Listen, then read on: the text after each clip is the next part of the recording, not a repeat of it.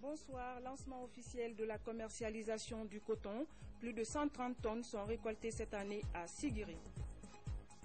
Lutte contre Ebola, les chercheurs se mobilisent pour vaincre la maladie. Ils ont tenu ce matin un colloque national à l'université Gamal Abdel Nasser de Conakry. Bientôt un palais de la culture pour les artistes guinéens. La promesse est faite par un investisseur privé lors de la soirée organisée à la période par l'UNAMI.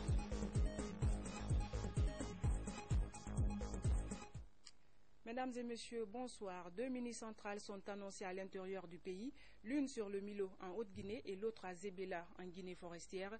Les études environnementales et sociales pour lancer les travaux de construction de ces ouvrages sont terminées. Leur capacité varie entre 5 et 40 mégawatts. Le document relatif à l'exécution du projet était en examen au ministère de l'Énergie et de l'Hydraulique. Reportage Nabi Kamara. À partir du mois de février 2015, le ministère de l'Énergie et de l'Hydraulique devrait pouvoir lancer les études et appels d'offres des travaux de réalisation des mini-centrales de Kogbédou en Haute-Guinée et Zébéla en Guinée forestière. Les études environnementales et sociales sont en voie d'achèvement et les enquêtes sur le terrain vont avoir lieu dans les jours à venir pour prendre fin en janvier prochain. Cette semaine, les consultants de Tractebel Engineering ont présenté les rapports provisoires de l'avant-projet détaillé, les études d'impact environnemental et social et les éléments d'un plan de réinsertion des sites de Kogbédou et Zébéla.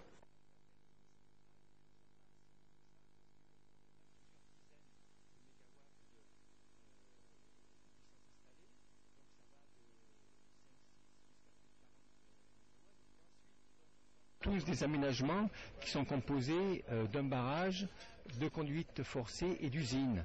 Et suivant les caractéristiques des sites, les barrages sont soit en terre, soit en béton. Et les usines, elles, sont constituées de 2 ou 3 groupes, qui sont des groupes, soit des groupes Francis, soit des Pelton.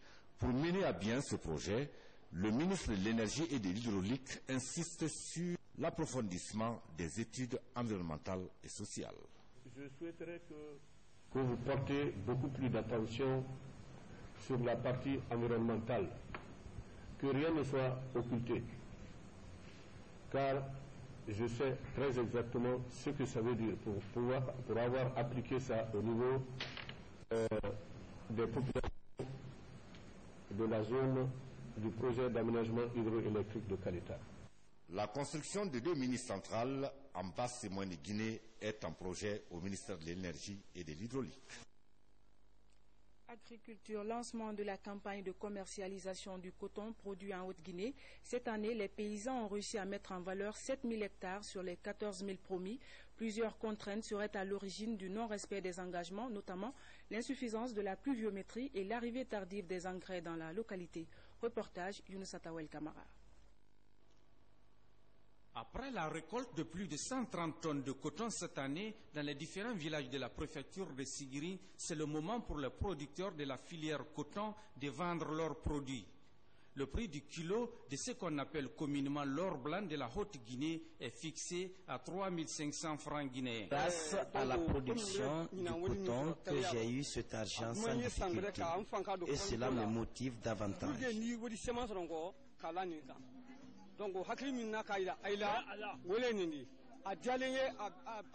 Depuis l'arrêt du projet coton, il y a eu beaucoup de promesses qui ont été tenues. Il y a eu beaucoup d'engagements qui ont été pris. Mais c'est pour la première fois, avec l'avènement du professeur Alpha Condé, que nous voyons qu'au mois de décembre, effectivement, les cotonculteurs rentrent en possession du fruit de leur labeur. La relance de ce projet est rendue possible grâce à la volonté politique du gouvernement en partenariat avec la société Géocoton. Pour la période 2014-2015, les autorités ont mis tous les moyens nécessaires à la disposition des producteurs pour qu'ils bénéficient des avantages de leurs produits. Le coton est une culture atypique. Pourquoi? Parce qu'elle permet de fixer les populations, déjà d'une part.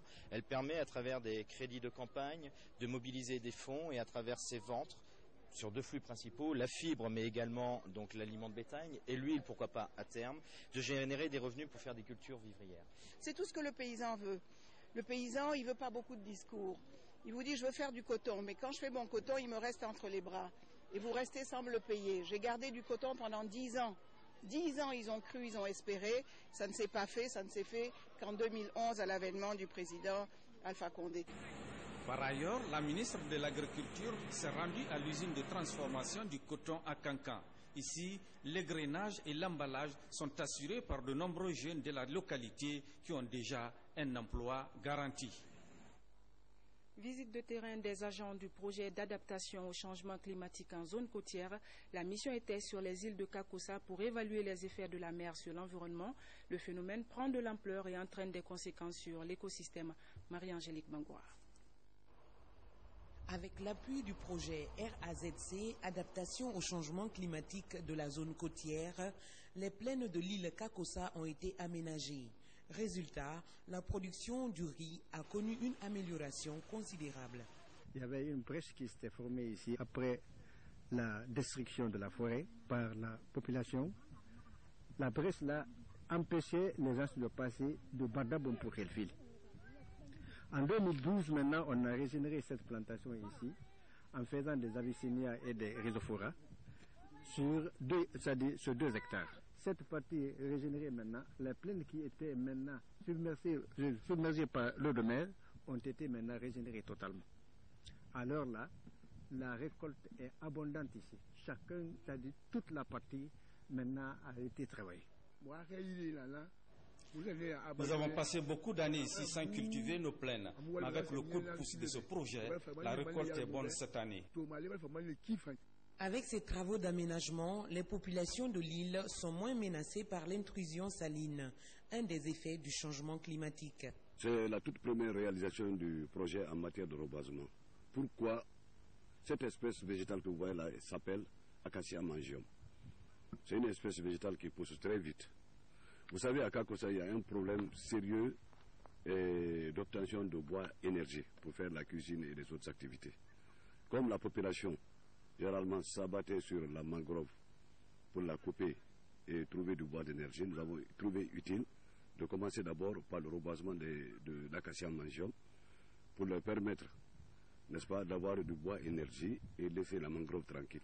Si l'île de Kakossa a réussi à se tirer d'affaire, l'île de Kabak a besoin encore d'un peu plus d'efforts pour échapper à l'avancée marine. Remise de matériel aux petits exploitants de la préfecture de Kindia. Ils bénéficient d'outillage pour leur activité post-récolte. Un geste du président de la République, professeur Alpha Condé, pour permettre à ces jeunes ruraux de perfectionner leurs techniques agricoles. Guéné Yansani. Avec plus de 80% d'agriculteurs dans le pays, le gouvernement s'appuie sur ce secteur pour atteindre la sécurité alimentaire. La remise de ces équipements post-récolte à la Fédération des organisations paysannes de la Basse-Guinée s'inscrit dans cette dynamique. L'objectif durable de la sécurité alimentaire et nutritionnelle des exploitations familiales vulnérables de la Basse-Guinée, qui cadre bien avec la vision du plan national d'investissement agricole et de sécurité alimentaire, grâce à la volonté politique affichée par le président de la République, le professeur Alpha Condé, et son gouvernement dans la lutte contre la pauvreté, la faim et la malnutrition à l'horizon 2022. Le don est du gouvernement guinéen en collaboration avec l'Union européenne et l'Agence française de développement pour plus de 2 250 000 €. Il couvre les 8 préfectures de la Basse-Guinée. Il est composé de 16 décortiqueuses, 69 machines post-récolte, de 12 moulins à pâte d'arachide, 3 presses à huile, 34 moulinettes et 24 motopompes. À cela, il faut ajouter la formation des membres.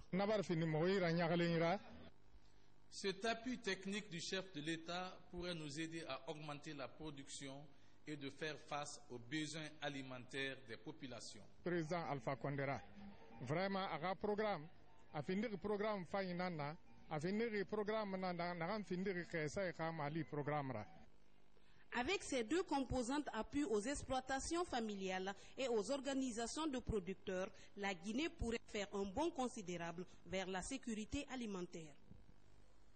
Une formation sur la gestion, l'exploitation et le suivi des activités portuaires s'est tenue récemment à l'intention des responsables impliqués dans la gestion des mines. Elle a été initiée par le programme d'appui à la gouvernance dans le secteur minier. La démarche vise à renforcer leurs capacités dans l'exécution des plans d'action. Compte rendu, Abdoulaye Diallo, Fodé Camara. L'accès à la mer pour tout pays est un avantage qui permet de construire une économie solide. En Guinée, depuis l'avènement de la Troisième République, des efforts sont fournis pour la modernisation des infrastructures sociales de base. La tendance actuelle est de former des hommes capables de gérer et d'exploiter toutes les opportunités dans le secteur du transport maritime. Pas celle qui dispose de la technologie la plus élevée, la plus pointue, mais celle qui dispose des ressources humaines bien formées et qui adhèrent à la politique de l'entreprise, qui sont intègres. Sinon, je ne pourrais aller nulle part. Ces cadres du ministère des Transports bénéficient d'une formation en matière de gestion, exploitation et suivi des activités portuaires, ce qui va permettre la mise en œuvre de la stratégie de développement du secteur. Le monde d'aujourd'hui étant un monde de l'informatique, étant un monde de la cybernétique, nous sommes obligés de nous adapter.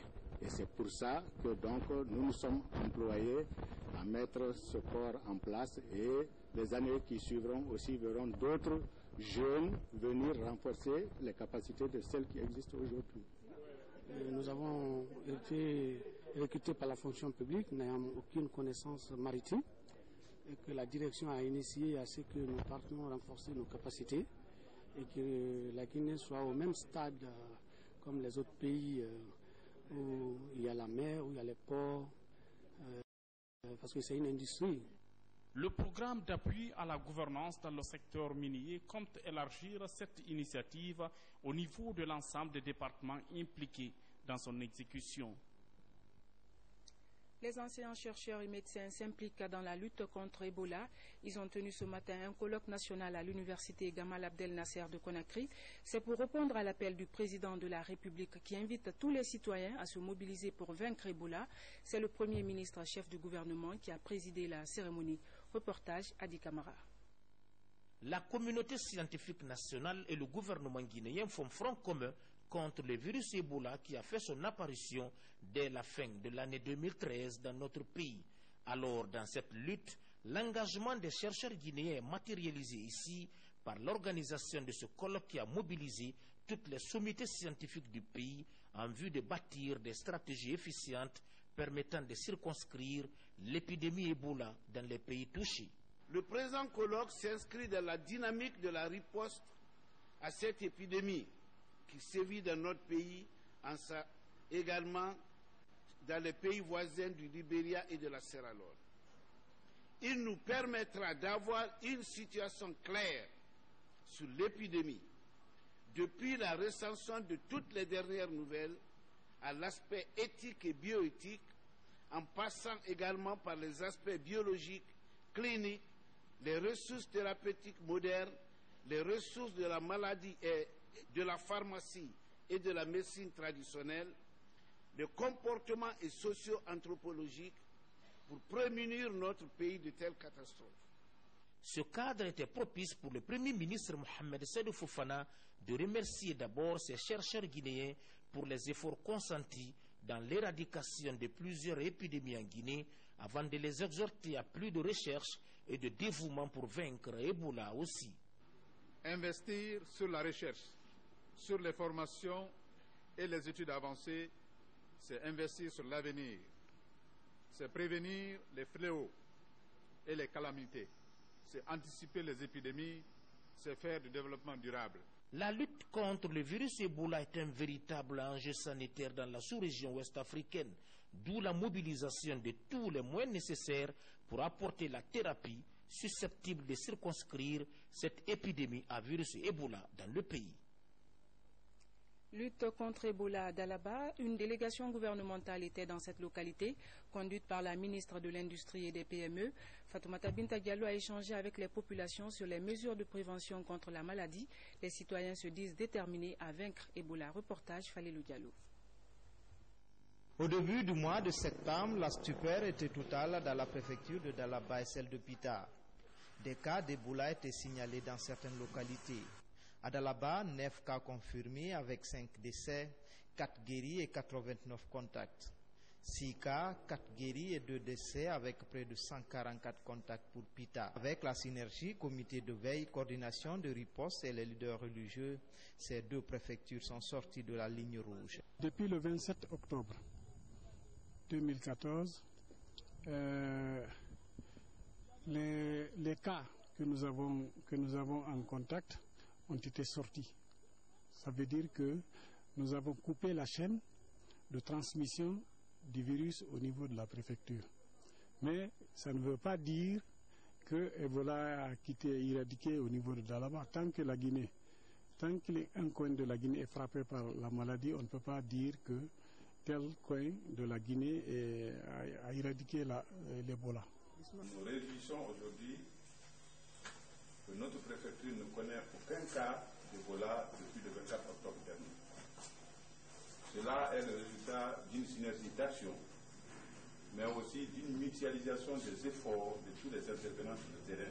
Pour renforcer les mesures de prévention contre l'épidémie dans ces 2 préfectures, la ministre marraine est allée à Dalaba, puis Pita, pour rencontrer le personnel soignant, les leaders religieux qui ont contribué à briser la chaîne de propagation de cette maladie. Nous savons que Ebola est encore dans certaines de nos préfectures.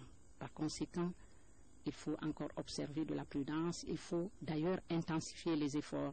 Toutes ces mesures préventives, il faut continuer. Ces comités de veille, justement, sont là pour pouvoir éviter que cette maladie ne revienne à Pita ou à Dalaba ou partout où la maladie n'existe plus. Comme on le voit à Dalaba et Pita, la chaîne de propagation de l'épidémie est brisée. Mais qu'à cela ne tienne, personnel soignant et leaders religieux restent sur leur garde pour contrer cette fièvre hémorragique à virus Ebola. Dans l'actualité nationale également, la promotion du droit dans le secteur des mines, l'association du barreau américain a lancé un atelier dans ce sens. La rencontre a permis de produire un document guide pour les zones minières. Explication Moussa Koumara. Les acteurs de la société civile et les communautés locales réfléchissent sur l'élaboration d'un guide pratique pour protéger les droits des populations locales affectées par les activités minières. Sous l'impulsion de l'association du barreau américain, cette rencontre pourrait permettre aux différentes parties prenantes de comprendre l'interaction entre les communautés et les industries minières. L'objectif de ce guide, c'est non seulement d'amener les acteurs de la société civile à avoir des outils qu'ils pourraient utiliser pour accompagner les acteurs de les communautés à la base. Mais également, l'autre objectif, c'est d'amener les autorités à mieux jouer leur rôle de protecteurs des droits des communautés qui sont affectées. La contribution des mines reste considérable dans l'économie du pays. Plus de 80% d'exploitation restent tirées par le secteur, alors que ses conséquences sont énormes sur la vie des communautés et sur l'environnement. Les autorités du département des mines nourrissent l'espoir que cette rencontre permettra sans nul doute de relever les défis. Il faut que les communautés à la base puissent être imprégnées les attentes des différents projets miniers, c'est-à-dire qu'est-ce que les projets miniers peuvent faire pour eux. Il faut aussi à travers ce guide qu'on puisse améliorer le climat d'entente entre les communautés et les différents projets miniers. Dans le secteur minier, plus de 50 milliards de dollars d'investissement sont attendus. Avec le concours et l'implication des communautés et des organisations de la société civile, le document sera développé et publié au mois de juin 2015. C'est là pour garantir les intérêts des populations affectées et protéger leur environnement juridique. Un acte de sauvetage réalisé par l'équipage du traversier Île de Los. Un homme était tombé à l'eau, enseignant de son état. Il était sur le point de se noyer à la suite d'un évanouissement lorsqu'il a été sauvé de justesse. Le compte rendu de cet acte de bravoure avec Cheikh Sanoussi Sanko. Rien ne vaut la vie, et oui, comme sans la vie, tout est rien. Cette assertion, cet homme heureusement l'a compris ce vendredi quand au bon moment il a été tiré de l'eau par ses navigateurs du bateau qui assure la liaison Conakry-l'île de Kassa. Quand nous sommes venus, on était en position d'accostage. On avait déjà pris les dispositions. Le manœuvre en un mot. Alors, à quelque temps, mon Bosco l'a récupéré, il l'a eu. Parce que moi, j'étais à la manette, lui, il était devant, il le voyait. C'est ainsi qu'il dit, commande, attention, il y a quelqu'un derrière. Alors, on a essayé de diminuer la vitesse plus petite, on s'est approché de lui. Il a lancé la marque, mais le monsieur avait déjà commencé à perdre connaissance, quoi. Que s'est-il passé réellement ce jour? La victime, Hassan Baldé, enseignant de l'école primaire de la Camayenne dans la commune de Dixine, s'en souvient. Vous allez à la pêche, j'ai bien pêché. On retourne maintenant quand pour traverser, maintenant il y a eu des vertiges, sinon je suis tombé dans le cas. Ce lieu où ce pêcheur providentiel a failli perdre la vie mérite d'être sécurisé à cause du danger qu'il représente. Il s'agira d'interdire la pêche dans ces lieux. C'est un vieux quai minéralier qui est lui-même en train de sombrer. Ceci est une alerte pour des pêcheurs solitaires qui pourraient se trouver un jour dans pareille situation. Religion pour parler du Chilo 2014, un rassemblement spirituel de l'Église. La chapelle des vainqueurs de Matoto a célébré cet événement sous le thème « Les cieux sur la terre ». La rencontre a permis de faire des prières de délivrance et de guérison. Explication Marie-Angélique Bangoura.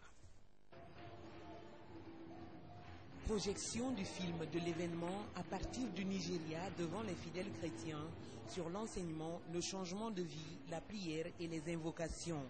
La retransmission en direct du Chilo 2014 est suivie et appliquée par les fidèles à partir de l'église La Chapelle des Vainqueurs de Matoto. Pendant 3 jours, les pasteurs vont procéder au séminaire de mariage, à la guérison des malades et à des prières à tous les niveaux. Je voudrais saisir cette opportunité pour inviter tous mes frères et sœurs qui sont dehors à venir à ce grand événement qui est Chilo et pour une rencontre, un changement d'histoire. Et nous allons prier pour tout le monde, et que tu sois musulman ou chrétien, alors que tu aies une situation, un problème dans ta vie, alors Dieu est prêt pour changer cela sur cette montagne. Initié il y a une vingtaine d'années, Chilo est un événement qui réunit les fidèles autour de la connaissance de la Bible. Ils y participent pour représenter leur église et témoigner de la foi religieuse. Cet événement, c'est un événement prophétique. Parce qu'on se rencontre à Chilo, ça veut dire tous les enfants de cette église, ou une chapelle internationale, on se rencontre pour rencontrer notre Seigneur Jésus-Christ, pour bien donner toutes choses à Jésus-Christ, c'est très important. L'église La Chapelle des Vainqueurs est créée par le pasteur nigérian David Oyedepo. Elle est représentée dans la plupart des pays du monde. Présente en Guinée depuis 1996, l'église La Chapelle des Vainqueurs rend service à la population à travers ses cultes. La société de production de l'eau minérale de Koya améliore les normes de qualité. Elle vient de signer un partenariat avec 2 sociétés françaises spécialisées dans le traitement et la production d'eau minérale. Un partenariat qui devrait permettre à la société Eau de Koya d'accroître son chiffre d'affaires. C'est un public reportage signé Mohamed Alpha Baldé. Présente en Guinée depuis plus d'une trentaine d'années, la compagnie des eaux minérales de Guinée renforce sa place de leader dans la production d'eau minérale de qualité pour les populations. Avec les sociétés françaises Concert Eau et Quantum Eau, un partenariat est né. Ces 2 sociétés spécialisées dans le traitement et la production d'eau apportent leur savoir-faire aux eaux de Koya. La production va passer par exemple de 12 000 bouteilles par heure à 36 000 bouteilles l'heure. Les sachets d'1 million à 2 millions en début d'année prochaine. Ici, ils ont la chance de posséder une eau minérale extraordinaire, d'une qualité exceptionnelle, et ils veulent la promouvoir. Eau de Koya, c'est la première eau minérale naturelle de Guinée et côté qualité, elle est impeccable. La nouvelle technologie permet une filtration plus performante de l'eau sans produits chimiques. L'usine de Koya est très performante, l'eau est de qualité extraordinaire, on le sait. Seulement, les normes internationales ont évolué en matière de production d'eau minérale. C'est cette nouvelle technologie, en fait, on utilise des membranes qui ont un pouvoir de filtration qui est à peu près 100 fois plus performant que ce qui est implanté et utilisé aujourd'hui. Du côté des responsables administratifs de Koya, le projet est bien accueilli.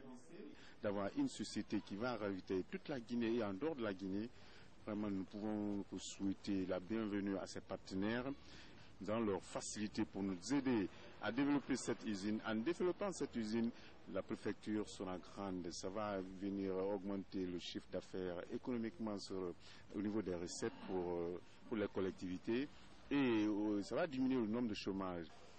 Avec ce projet d'extension et d'amélioration de la production, la compagnie des eaux minérales de Guinée entend fournir aux populations une eau de qualité supérieure en quantité suffisante.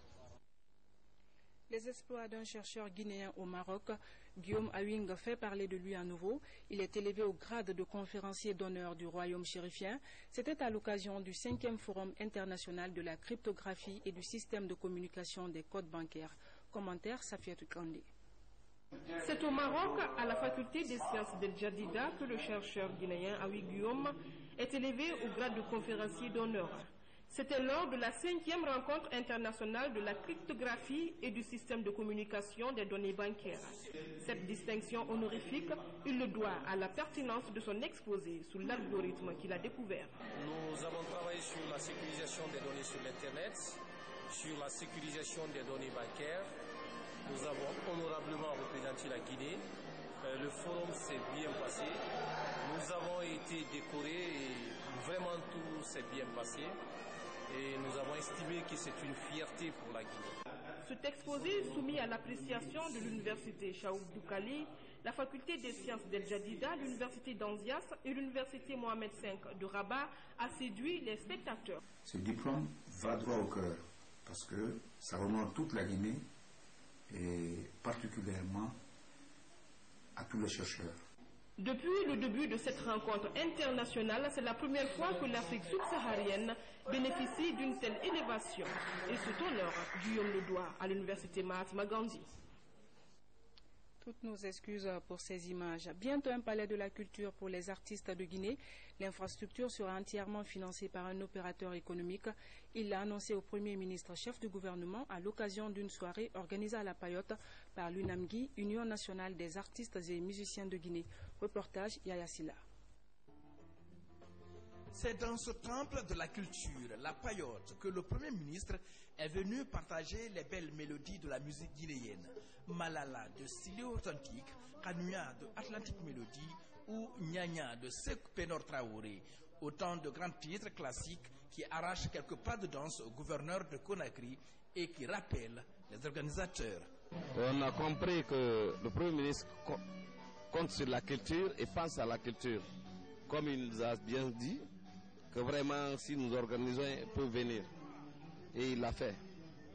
Avec quelques membres de son gouvernement qui étaient disponibles et qui sont à Conakry. Justement, c'est l'occasion pour nous maintenant. On a commencé il y a très longtemps.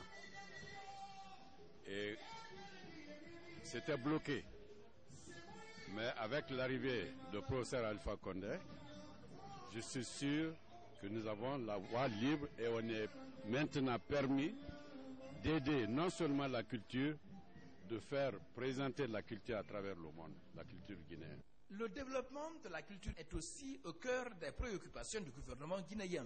C'est ce que le Premier ministre est venu réitérer aux membres de l'Union nationale des artistes et musiciens de Guinée, UNAMGI. Nous voulons vous rassurer que ce gouvernement, le gouvernement du professeur Alpha Condé, est avec vous.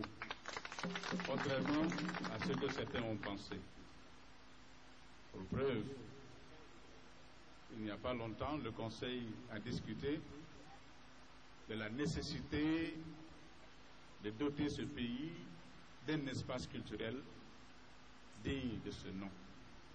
Car nous avons estimé qu'après tant d'années de vie culturelle, la Guinée ne peut pas être le seul pays de la sous-région ou d'Afrique à ne pas avoir un palais de la culture.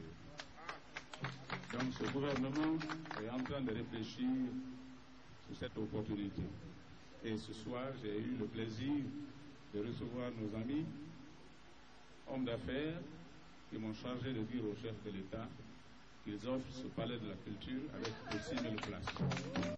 L'annonce de la construction du palais de la culture de 6 000 places par un investisseur privé a été confirmée par le PDG de cette entreprise.